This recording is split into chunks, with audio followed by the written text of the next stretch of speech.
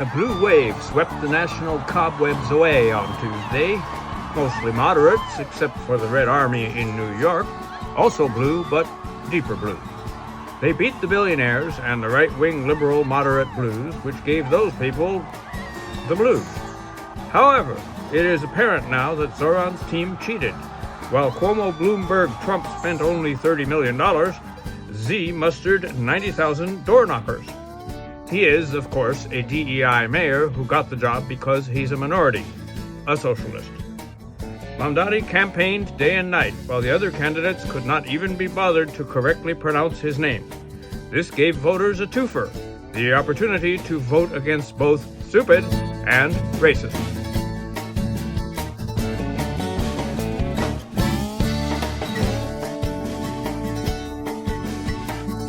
Oh, snap. No snap. What's the motto? Move fast and starve kids. The Prince of Peace in the Gold House wants the Democrats to stop the starving, but there's very little he can do personally without crossing Russ' vote.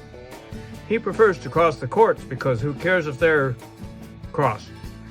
Asked about emergency aid for the hungry, Trump advised, let them eat ballroom. Okay, she never said that. Look it up.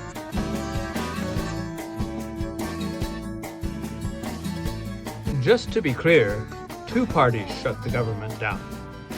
One trying to salvage healthcare and one trying to savage it.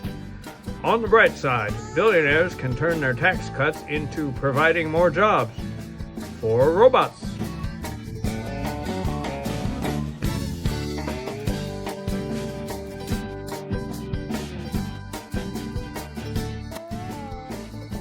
Ceasefire, an Israeli term meaning you cease, I fire.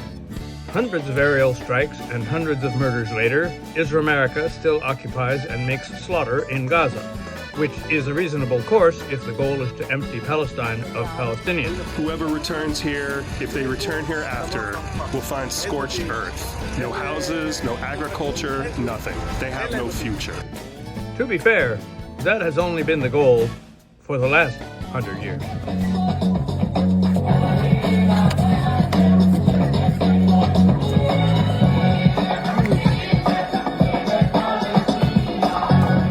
Darth Trumper has responded to the humanitarian disaster in Sudan by promising to bomb Nigeria, as they are alleged to be killing the only Nigerians that matter, Christians.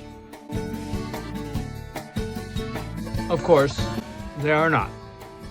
Correction, his title is Orange Idi Amin. Both Nigeria and Venezuela are the oil producers of their continents.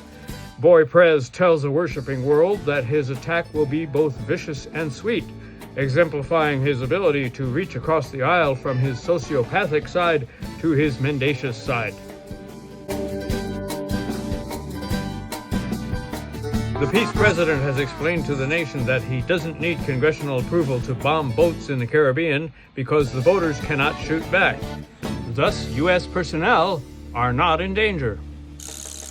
This is apparently the purpose of the War Powers Act, safeguarding Americans to murder another day.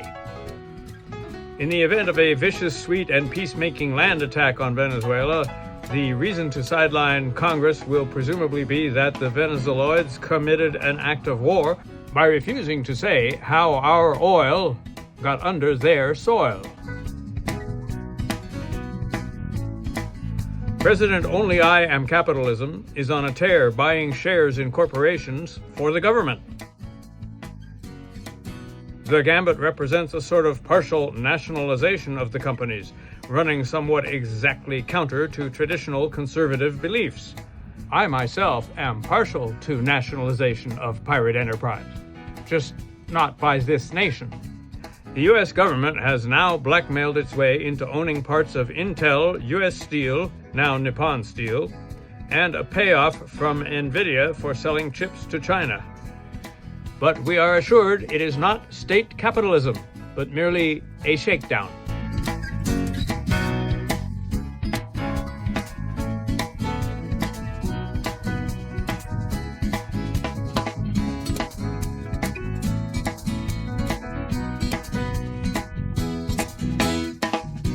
When one points out that the Gila monsters Sorry, He-Man maestros, currently ruling in Washington, D.C., are destroying the government.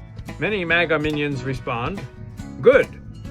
They apparently lack the subtlety, nuanced thinking process, or perhaps some obscure permit to take a closer look at what that means for people without means, or people with lives, or the earth, etc. Or, as Abby Zimmett says, they are being dumb, mean, juvenile, and sadistic, with simple solutions to big, scary problems. Or, to paraphrase Patrick Cosmos, many of these people, while not deplorable of course, are certifiably 12. Not including the dear leader himself, who, as medical studies show, is 8. Mind you, I always wanted to overthrow the government, now more than ever. But what you replace it with will include some of the same offices and even, gasp, people.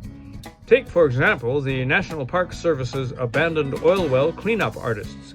There were 4 of them, all fired. Why? Did they finish the job? Not exactly. There are 2,500 such wells in the parks, 168,000 somewhere near the parks.